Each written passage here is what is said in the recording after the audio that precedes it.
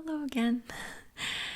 So thank you again for asking me so many questions on Instagram, and this is a part 2 to two-part questions, burning questions video. I hope you're still interested. I hope you're still here. Here it comes. More interesting information. Okay. So you see the wine is kicking in. I'm becoming much more fun. Would you ever consider going skydiving? Oh my god, I went twice. One time with my ex, a long time ago. Second time, it was actually on Daryl's birthday. I surprised him. So we did the tandem jumping. So the second time, my biggest advice for everybody who wears glasses, do not jump in glasses. Definitely wear contacts, or maybe even nothing. Because they're going to put goggles on, and then the type of goggles that just like open on the sides. So what happened is I legit jumped in my glasses, and the wind was so strong that it literally shoved my glasses in my eyes like this. So these little tips were literally inside my eyeballs half of the time, and I was just crying this whole time. And if you know, when you're skydiving, you can't put your hands back up anywhere. You have to hold them like this. So the whole time, I couldn't see anything. I was just so scared. I was like tears coming down my eyes, and just like literally a glasses like right inside my eyes. I can't close my eyes. Oh my gosh. So anyway, don't jump in glasses. Oh my god. I wouldn't even put contacts. I feel like they will slip out. So anyway, but the first time was super fun. I didn't wear glasses then, so it was really cool. Second time was okay too, but I don't remember much because of that. So I'm not going third time though. That was it. Has making ASMR content changed the way you interact with the world day to day? Oh, of course. Oh, thank you for this question. Of course. I'm so proud of everybody. Is that weird? I sometimes feel like a big sister just watching everything unravel in front of me, and I feel like I took part in creating something, and then here it is, and then everybody's unraveling it further and further, and creating meaningful connections with people through your work is one of the most gratifying feelings you can have ever. Opening up your comment section and hearing people enjoy what you have done for them, it feels great. It feels amazing, and I thank you so much for it. Fellowships are not that easy to find sometimes, so when you find a niche of where people want the same thing you want, it's a very nice feeling too. You feel like a group. You don't feel like you're alone. You don't feel like you're crazy. You feel like it's normal. It's just, not everybody feels that way, but there are people who feel the same, and that's awesome. It makes you feel more connected, and I love that. It feels good coming back again to comment sections and then seeing same faces that you have seen in the comments, and it really feels like just like a relative popping in like, hey, looking good, kiddo, like kind of like good to see you again, and you're like, hey. That's awesome to see you too. It's really fun. And then just again watching my favorite ASMR artists, I'm just so glad that everybody's doing ASMR still, and I don't know, it's like a little holiday every time I see like Juliet's post, or River, or Love Today, or there's a bunch of people, let's just say, and I don't know, every time I see their face I'm like, yay. And I just go and watch their video or save it for the future when I have a chance to watch it too, and it feels again like you're visiting a good friend, and it's awesome.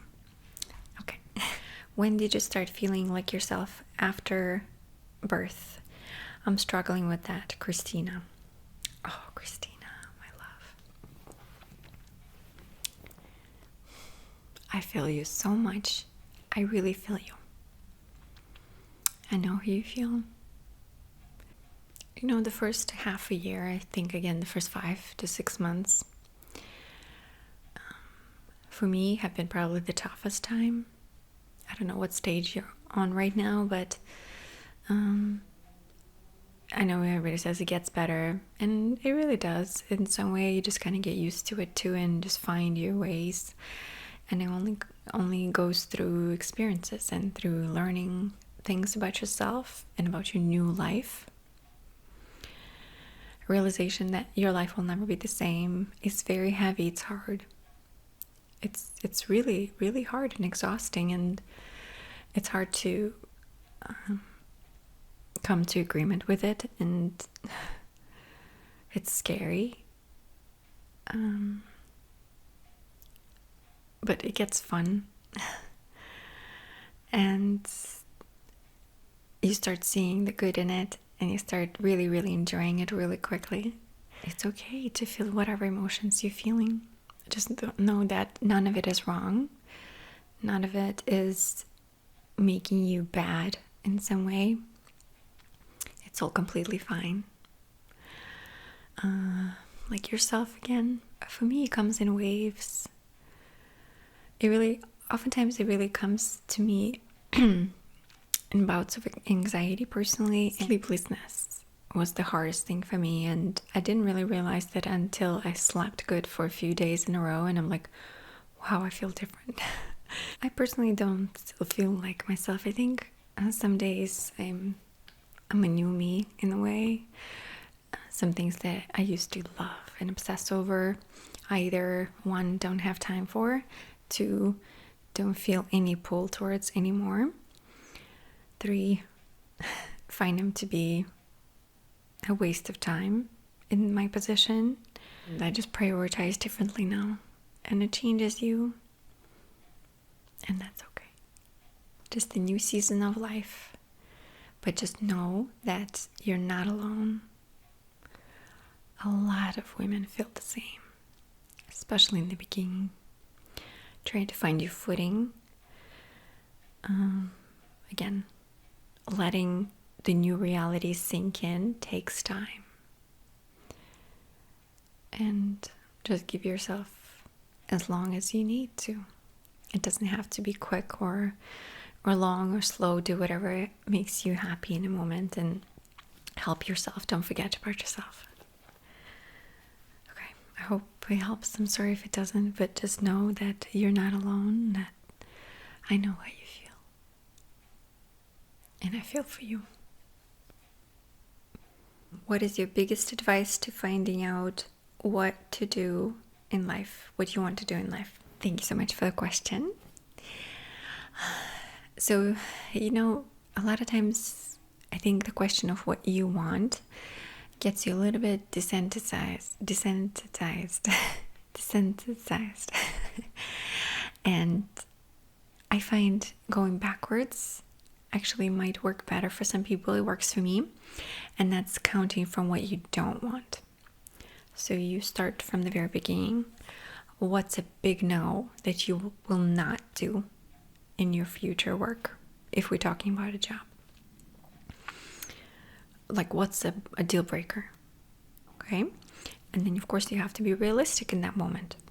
Specific no's, and then see where that leaves you. Then think in that category that you see kind of what's area, approximately, what do you enjoy? What are your favorite things to do?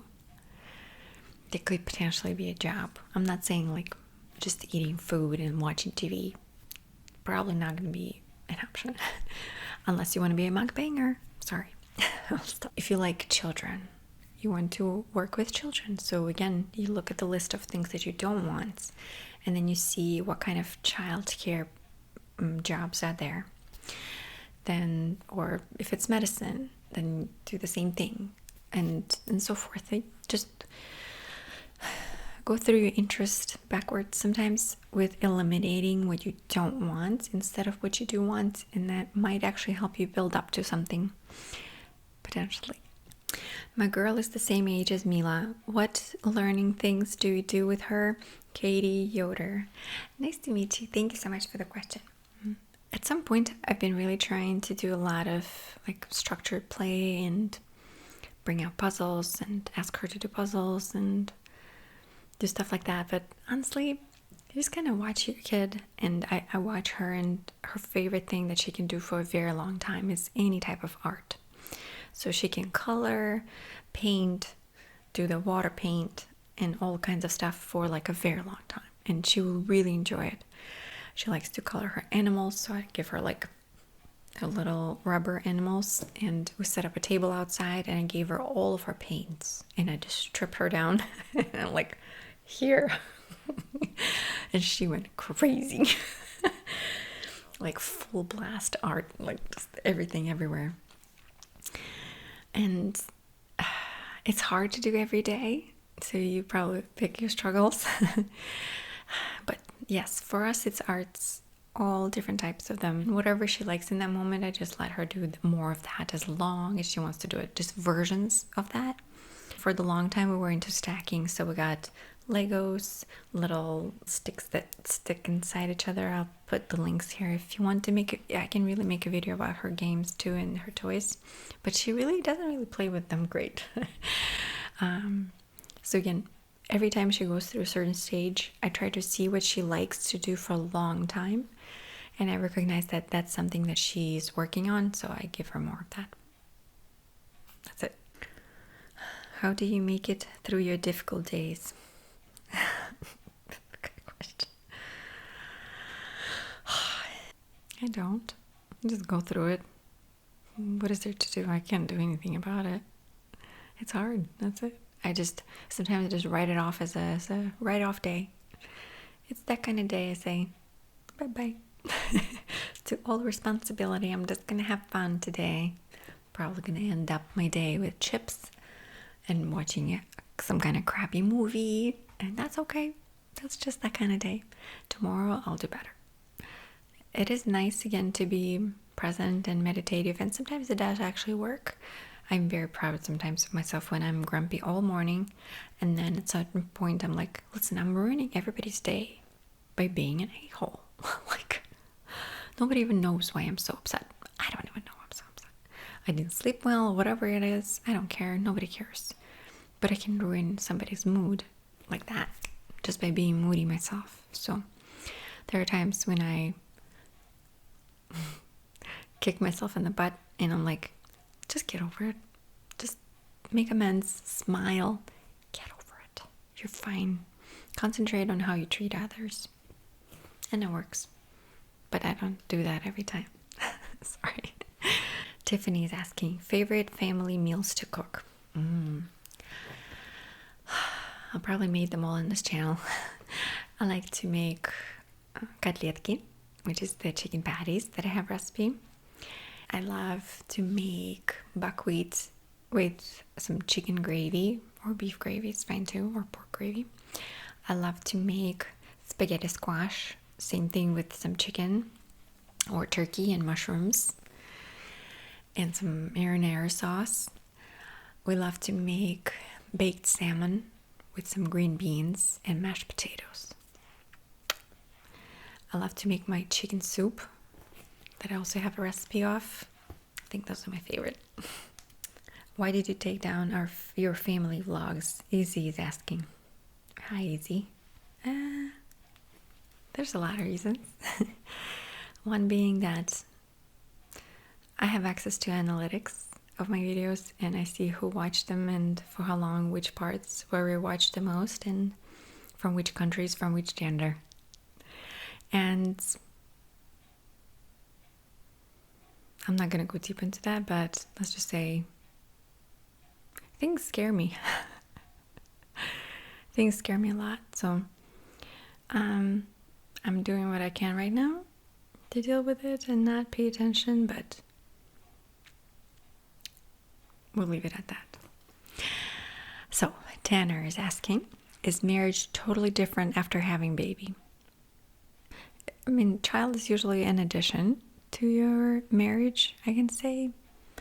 I really don't think it's much different. Our chores are the same, just maybe more of them. You definitely see your partner in a different light. The commitment actually feels stronger. Weirdly, you become more attractive more attracted to your spouse. It's very attractive seeing a father interacting with their child, like authentically, very genuinely, just being full on blown dad. It's like, it's pretty hot. So you find different excitement in life. But again, I feel like, again, it definitely bonds you better. The sleeplessness of two parents, however, can lead to more arguments. And you probably don't know both of your parenting styles until you have a child.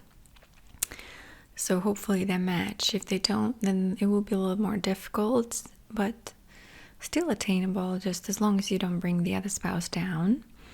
But you can talk out your rules and middle ground on parenting. But it's probably better to do before the kid arrives, or maybe not actually, because you don't really know what you're dealing with. It becomes more of teamwork, but still quite attractive. I don't know. It depends on the strength of your marriage, I suppose. How do you find such inner peace and calm? I suffer from panic attacks and am curious. I'm very sorry to hear that, sweetheart. I know I come off as very peaceful in my ASMR videos, but I hope here you can see that I'm not as peaceful, and that's just the reality. I think part of the reason for this channel is so you don't lose track of what actually is happening and what's normal and what's not. And ASMR is my creative outlet. It's my work. Not in a bad way work, but like creative work. And I become a certain part of me that is maybe not as prominent in my real life. So even though I come off very peaceful in my videos, in real life I'm actually super bubbly, and I'm also very anxious.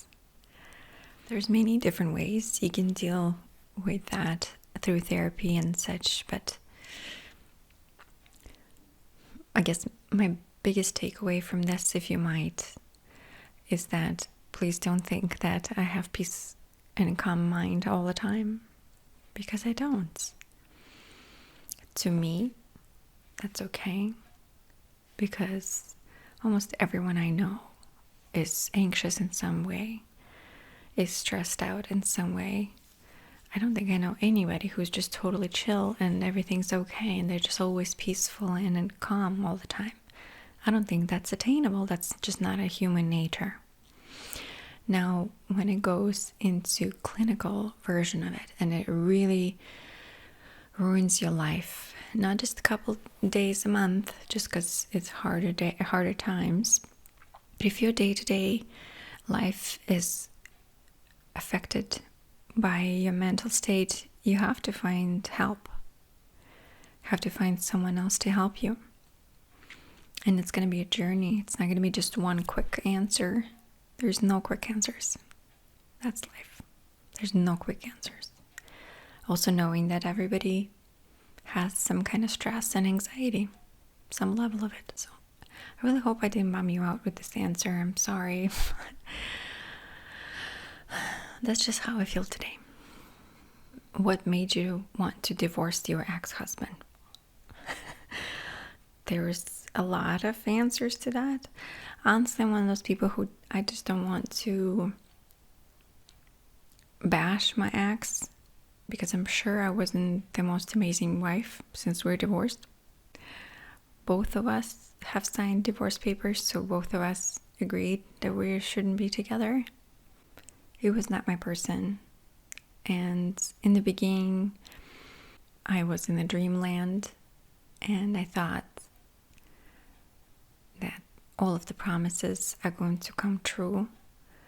But then it was like a Cinderella kind of situation, the other way around. Again, I'm not trying to go deep into my ex because it's been so long ago. I literally have now known my current husband longer than I've ever known my ex. 2 times longer than I've been with my husband now. You count.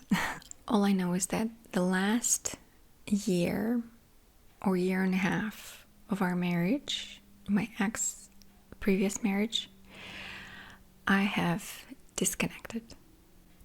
I was at the point where I have separated myself from the person and I just stopped. I gave up. There were a few actions that were just the last, that was it. And my soul has separated. My body was present in the room, in the same household, but I was not there. So during my divorce, I was the happiest I had ever been. I'll tell you that. Everybody's like, I'm so sorry about your divorce. No. I was so happy. I remember I was driving to work and I was just like laughing with so much happiness. I couldn't believe how happy I was to not be caged in that area anymore. So that's that. It was just not the right fit for both of us. I know he's now happily married with a child, maybe even more now, I don't know. I don't care, sorry. But I wish him nothing but happiness after that. Because once I was gone, I was gone. That was it for me. Hi Maria, I'm curious, what are your top 5 values in life? My name is Kanali, Cozy KSMR. Hi, thank you so much for the question. Okay, it's a good question because I actually have a list for that. And it literally says my core values. Okay. I feel like I have to have all 4 of these in my life in some shape or form at all times for me to stay sane and to be happier. Okay, so number 1 is freedom from authorities, financial burden, and norms. I try not to belong to one party, political party, and I'm not gonna go there. I have my opinions, I have my thoughts, I vote, but I'm free from splitting myself into pieces. Then freedom from financial burden is, again, trying not to be in debt as much as I can, repurposing, saving money where I can. If I'm not truly loving a product, I will return it. And from norms is just being okay with a little bit of crazy. Just a little sprinkle of crazy. That was number 1. I'm sorry, it was a long answer. Then number 2 is connection. Connection and community. I have to surround myself with a few people who are on my team and I'm on their team. And I will sink in. I will put my roots in. I'll do all the work in finding time for those people. In this case, again, it's all moms. But that's how it is for me. Obviously, my family, but... And really just spreading yourself a little bit into neighborhoods and just saying hello to everybody and just knowing more people and just... I don't know. I miss an outreach. Like during this pandemic, I've realized how much I like crowds. They're exhausting. Oh my gosh. I can pass out after being in a crowd. But they're also exhilarating. They give me a sense of like humanity. I've had too much wine. Anyway, then adventure and excitement. Adventure is a big deal for us, with us, our family, specifically me, Daryl, and now Mila too. Every morning we go out with Mila and she sits in the back of the car and she yells, "Приключения!" which means adventures. And I do my best to create magic, like excitement, something interesting. So we like find a bug and we make a story about him. Like, oh, is he going home? Like, he seems very busy. Do you think he's bringing something home? Maybe he's bringing snacks. And Mila's like, oh. That is the cutest thing, to add a little sparkle of magic and adventure into everything. If we're swinging, we're singing ABCs. Climbing up the stairs, we're counting. If we're walking in the woods, we're looking for cool flowers, or I come up sometimes with repeat me, like Simon Says kind of games, and like whatever. Mama says pick up a stick, and we're like pick up a stick. Mama says hit this tree twice, bang bang, kind of thing. And like she has to repeat, and I don't know, it's super fun. Adventure, excitement in everything you do. The fourth one, not 5 core values, I don't know what my fifth one is, I think that's plenty, is respect and integrity. So that's been with me for a long time, feeling of integrity. And that's just a part of just something that my dad told me always, you know, to hold my ground, be proud and respect it. Respect yourself. No money will ever buy that feeling of pride. It's way more important. All of my relationships have to have that in them. My work has to have that. And not just for me to expect it, but I also give the same. I give you respect, and I respect you and your integrity as well. I'm very proud of that. Is that weird? Okay, so I think that's that, guys. I'm getting sleepy. Honestly, it's been a long time. This video is terribly long. So I thank you again so much for asking me all of these wonderful questions. Thank you for sitting through the video 1 or 2. I appreciate that too. And I'll talk to you soon again. Bye bye. Thank you guys so much for everything again.